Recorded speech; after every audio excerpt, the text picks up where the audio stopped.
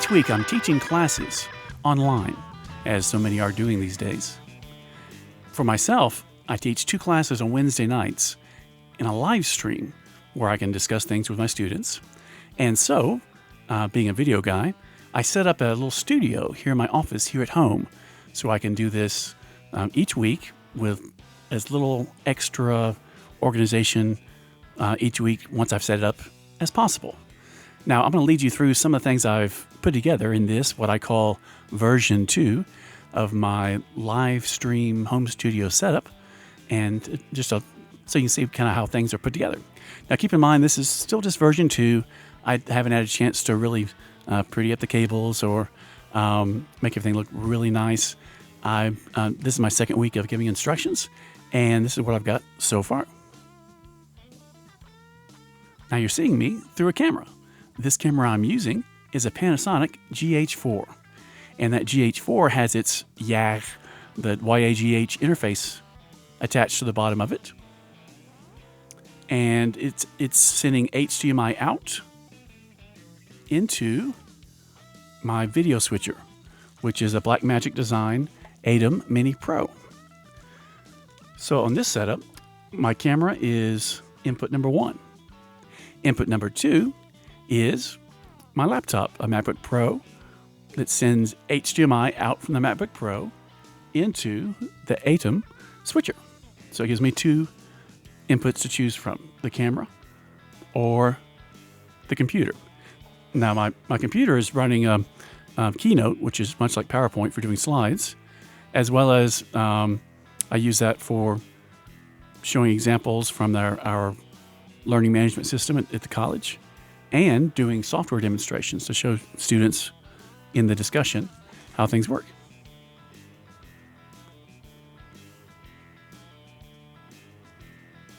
Now, in order to see the live video conference, I've got this computer monitor right in front of me that shows the interface for Microsoft Teams, which I'm using for teaching these classes. To the left of that monitor is another computer monitor showing the ATEM software control, software interface for the switcher, which allows me to add some additional functionality if I want to. And the monitor above those 2 lower monitors, I basically just have blank right now with a large clock on it, so I don't lose track of time. Now, the end result of this is sending this video to the other participants in the video conference. To do that, the Blackmagic ATEM switcher is sending that signal to the computer that's running Microsoft Teams. I've got a USB cable connecting the switcher to that computer, and on that computer, which is a Mac Pro from 2010, the switcher appears as if it were a webcam. And so I'm able to use that as my webcam for Microsoft Teams. This gives me the easy capability to transition from my live camera to the information on the laptop. And the information on the laptop could be video clips that have audio. Let's talk more about audio. I'm talking onto a microphone. This is a MXL 770, and it's connected to my Mackie audio mixer, which is an 820i Onyx made by Mackie.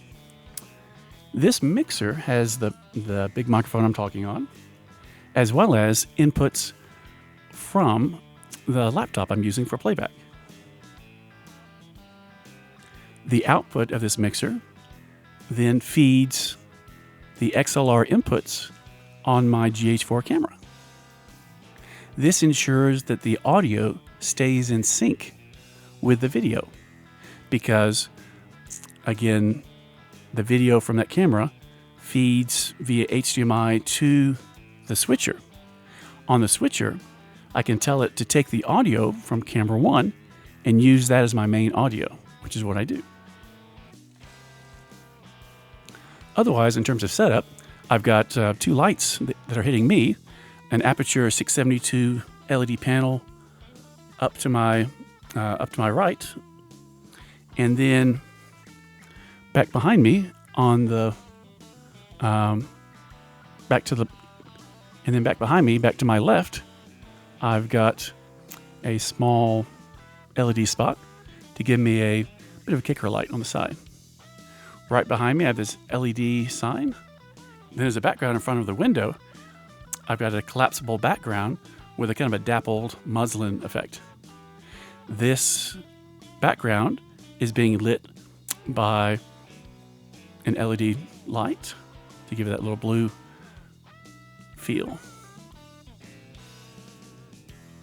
So all in all, things have been going well over the last couple of weeks, and using this setup for a, well, for me, straightforward video conference for teaching classes.